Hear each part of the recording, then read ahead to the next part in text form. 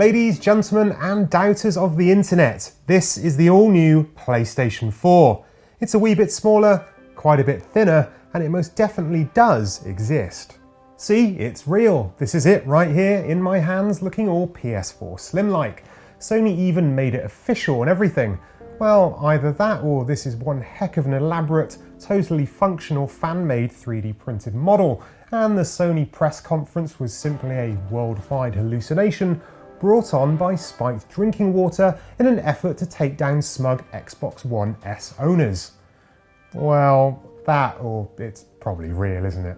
This is the box the PS4 Slim comes in, and this is what's inside. The PS4 Slim itself, a slightly tweaked DualShock 4 controller, more on that later, the same crappy but functional headset that you get with the OG PS4, a micro USB cable, a power cable, and a bunch of paperwork. Nothing too surprising there then, and there's similarly little surprise when it comes to features. Unlike the Xbox One S, the PS4 Slim doesn't support 4K, it doesn't have a 4K Blu-ray drive, and it doesn't have a faster GPU. For all intents and purposes, this is the same old PS4 in a smaller case, but that's not necessarily a bad thing. For starters, it looks ace. Gone is the pretty but largely superfluous light bar of the OG PS4, replaced instead with a textured matte black that's reminiscent of the PS3 Slim. Hooray for the death of the fingerprint-friendly glossy plastic. The corners have been rounded off too, giving the PS4 Slim something of a softer look.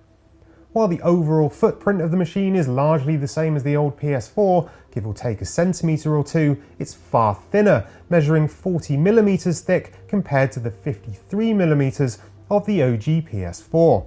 In fact, here's what it looks like next to the old PS4, and here's what it looks like next to the 64mm thick Xbox One S, and here's what it looks like next to a Sega Saturn, the greatest of all games consoles. That's right, you heard me. There are more changes up front, where the finicky, overly sensitive capacitive power and eject buttons have been replaced with slightly small but actual physical buttons. Hooray for tactile feedback! The power light is actually several tiny little lights that shine together. The USB sockets have been spread apart, allowing for the simultaneous use of chunkier cables and USB sticks, while on the rear the biggest change is the removal of the optical socket. HDMI, Ethernet and the PlayStation camera port remain.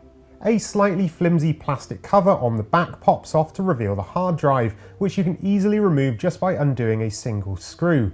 Be aware that you're still restricted to using standard 9.5mm drives though. One nice design touch is the use of the square, triangle, circle and cross symbols as feet on the bottom, although only some of them are raised and rubber, which means the console rocks about if you prod it on one side. Oh, and a vertical stand isn't included, which, unlike with the OG PS4, you're going to want if you prefer this orientation.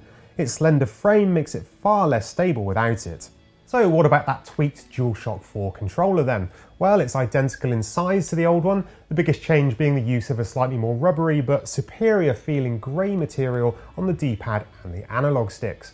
Oh, and the light bar now shines through the top of the touchpad, which goes some way towards replacing the light ring on the old PS4. So, yay, more lights.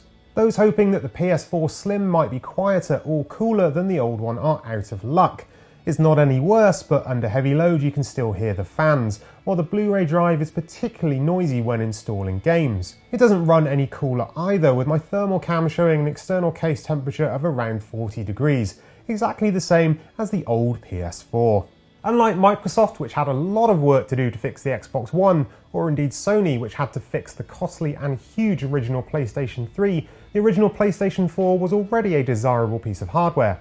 The PS4 Slim isn't a huge design change, nor is it a drastic cost-cutting option like the cheapo PlayStation 3 Super Slim. Well, so long as you don't need the optical port. And I doubt it will convince any Xbox players to convert either, especially since it lacks 4K Blu-ray support. Instead, the PS4 Slim is simply a cheaper, great-looking piece of hardware that'll slide into slimmer slots in your AV cabinet with few compromises.